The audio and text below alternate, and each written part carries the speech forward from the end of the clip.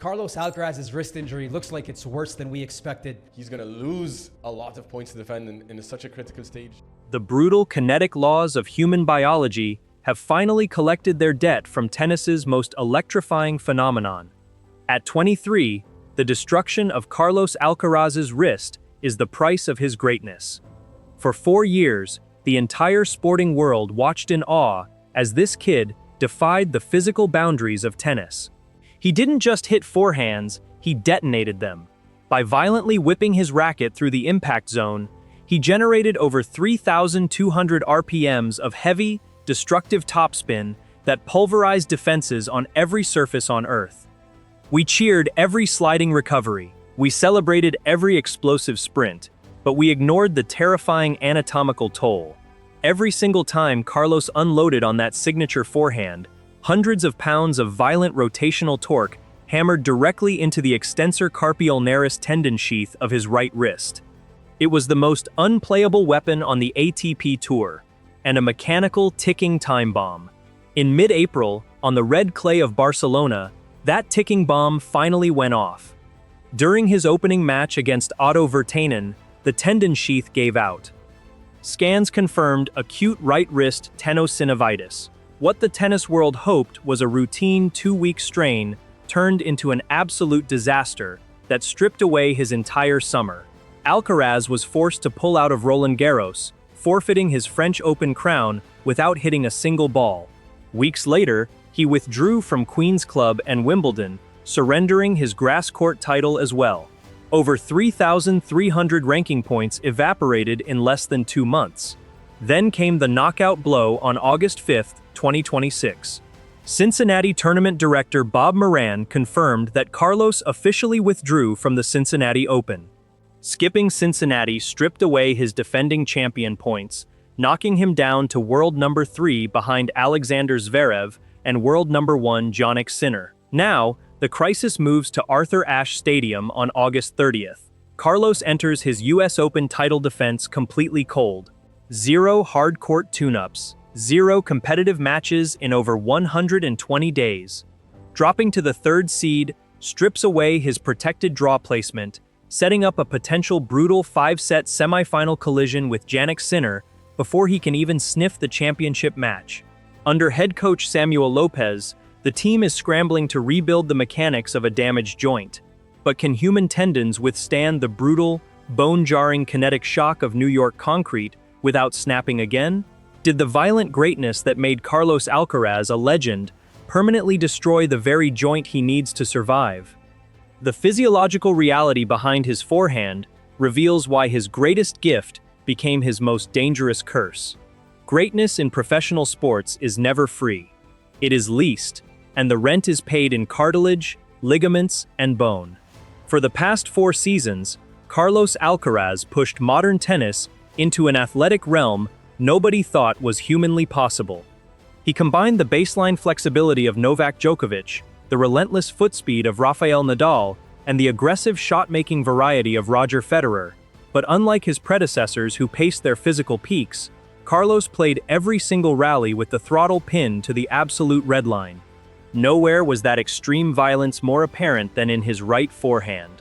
To generate his signature 85-mile-per-hour baseline rockets, Carlos relies on a radical biomechanical phenomenon known as dynamic forearm whip.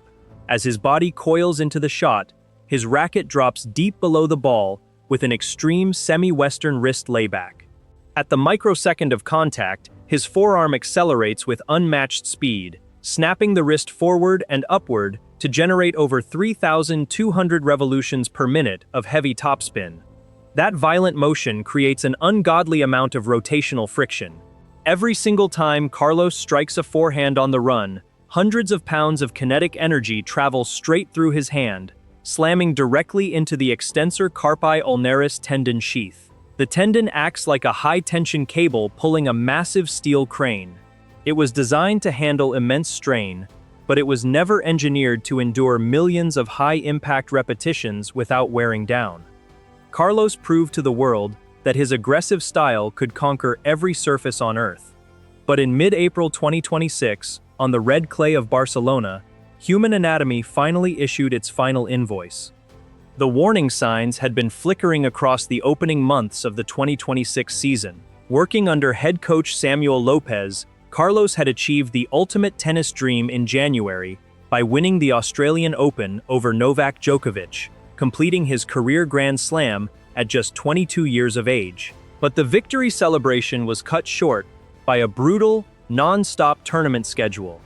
He won the Qatar Open in Doha, endured grinding three-set wars at Indian Wells and Miami, and fought his way into the final of the Monte Carlo Masters against Jannik Sinner.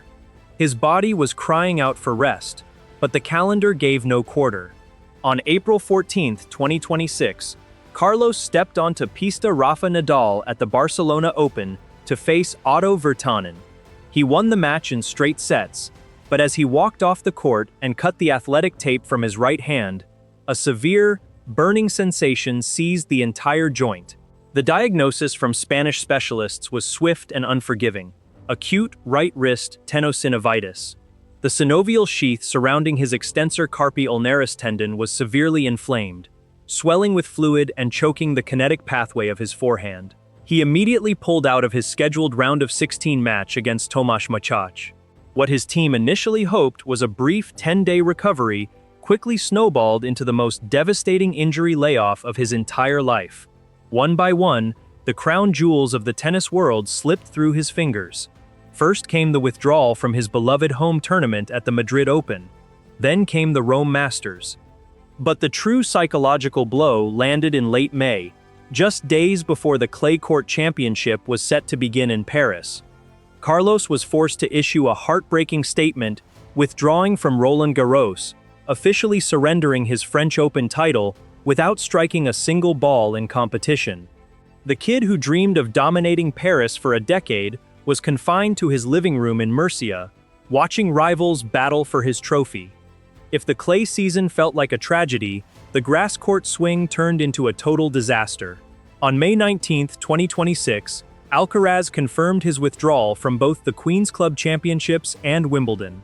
For the first time in his young professional career, the reigning two-time Wimbledon champion was forced to miss consecutive Grand Slam tournaments.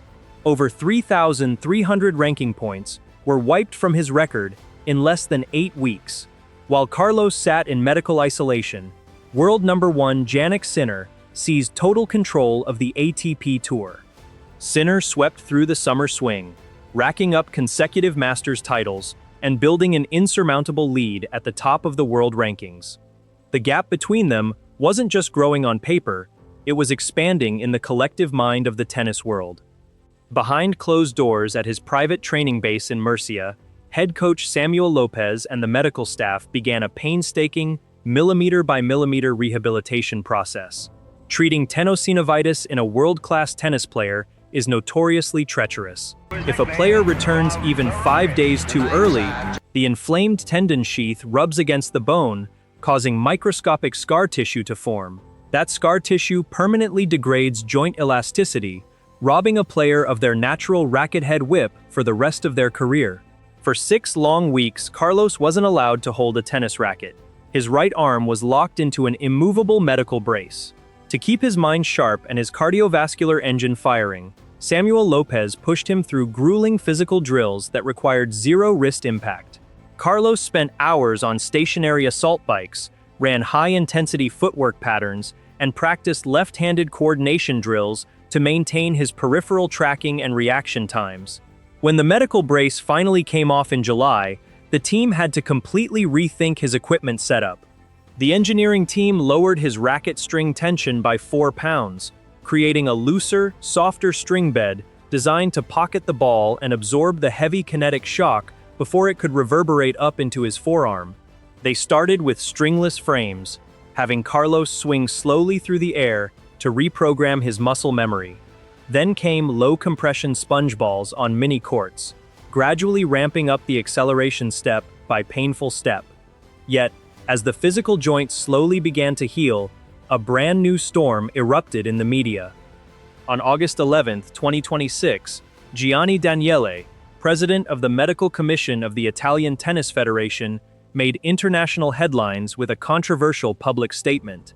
Daniele claimed that 4 months of isolation had triggered severe mental weakness, stating that deep self-doubt had gripped Alcaraz's camp as recovery deadlines continued to slip away. The comments sparked immediate outrage from Spanish fans, but they underscored a brutal reality. The world was no longer viewing Carlos as an invincible champion, but as an injured, vulnerable young athlete running out of time.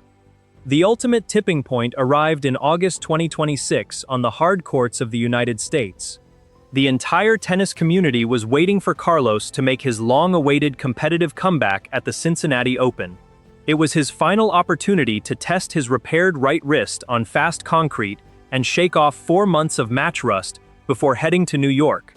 Instead, on August 5, 2026, Cincinnati tournament director Bob Moran released an official statement confirming that Carlos Alcaraz had formally withdrawn from the tournament due to his ongoing wrist rehabilitation.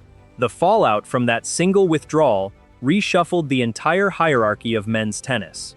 By forfeiting his defending champion points in Cincinnati, Alcaraz lost another 1,000 ranking points. That catastrophic point deduction officially dropped him down to world number 3, handing the world number 2 ranking spot to Alexander Zverev. Sliding down to the 3rd seed completely destroys his tactical safety net for the upcoming US Open, which gets underway on August 30th. As the 3rd seed, Carlos loses his protected draw placement. Instead of being placed on the opposite side of the bracket from world number 1 Jannik Sinner until Sunday's final, Carlos now faces a 50% chance of landing directly in Sinner's half of the draw. Think about the sheer physical impossibility of that potential journey. To defend his US Open crown, Carlos might have to grind through a punishing quarterfinal against Novak Djokovic, survive a brutal 5-set war against Jannik Sinner in the semifinals, and then turn around 48 hours later to face Alexander Zverev in the final. And he has to attempt that staggering marathon while walking onto Arthur Ashe Stadium completely cold, having played 0 competitive matches on hard courts in 5 full months. Hard-court Grand Slam tennis is the most physically unforgiving environment on the planet.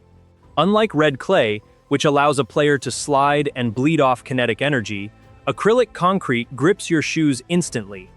Every sudden stop and direction change sends violent vibrational shockwaves up your ankles, through your knees, and straight into your forearm flexor tendons. In a standard best-of-3 match, a recovering player can manage their output and hit 80% forehands to stay safe. At Flushing Meadows, there are no safe rounds. Every player in the US Open draw knows that Carlos hasn't played a competitive point in over 120 days. Rival coaches are already drawing up battle plans specifically designed to test his injured right wrist. Opponents will deliberately feed him high-kicking topspin balls above his shoulder, forcing his wrist to lay back and absorb maximum torsional pressure at awkward angles. They will pull him forward with drop shots and drag him into relentless 20-shot physical baseline wars under the sweltering New York humidity to see if his repaired tendon holds up. Carlos Alcaraz finds himself standing at the ultimate crossroads of his young career. His forehand was the weapon that brought him global glory, 6 Grand Slam trophies, and the love of millions. But that exact same weapon extracted an immense biological price that brought him to his knees at 23 years old. When he walks through the tunnel onto Arthur Ashe Stadium under the blinding nightlights, the entire sports world will hold its collective breath. Will his superhuman greatness find a way to triumph over physiological reality, or will the concrete hard courts of New York prove that no athlete can outrun the laws of human anatomy? The true price of sporting immortality is never measured in trophies or prize money. It is etched into the joints and tendons of the human beings who chase it. Carlos Alcaraz didn't conquer the tennis world by playing it safe. He conquered it by taking the physical blueprint of the sport, dousing it in gasoline, and setting it on fire. Every explosive forehand whip, every airborne baseline flick, and every lung-busting slide across red clay was an act of raw athletic defiance. But human anatomy always has the final word. When you generate 3,200 RPMs of violent topspin with a radical wrist snap, you aren't just breaking down your opponents, You are testing the structural elasticity of your own body on every single swing. Now the entire tennis ecosystem finds itself holding its breath as August 30th approaches. Head coach Samuel López and his medical team are walking an absolute razor's edge. If Carlos steps out under the blinding floodlights of Arthur Ashe Stadium cold and pulls off a miraculous US Open title defense, he will cement his status as an untouchable legend who defies biological limitations. But if that repaired extensor carpi ulnaris tendon buckles under the violent, bone-jarring kinetic impact of New York concrete, the damage could follow him for the rest of his career. Former world number 4 Guillermo Clerc explicitly warned that trying to win 7 best-of-5 set matches without lead-up tournaments is an unnecessary gamble. World number 1 Jannik Sinner is operating at the absolute peak of his powers, and every hungry contender in the draw will be circling like sharks. Carlos is 23 years old. He already possesses 6 Grand Slam crowns and a career Grand Slam. He has nothing left to prove to anyone. The question isn't whether Carlos Alcaraz can still play tennis at a superhuman level. The real question is whether his camp will protect him from his own warrior instincts before it's too late. So here is the final question for you. Should Carlos Alcaraz risk it all to defend his US Open crown in New York? Or should he shut down his 2026 season and rebuild his forehand mechanics for the future? Drop your thoughts in the comments section below and hit that subscribe button to stay locked in as this historic story unfolds.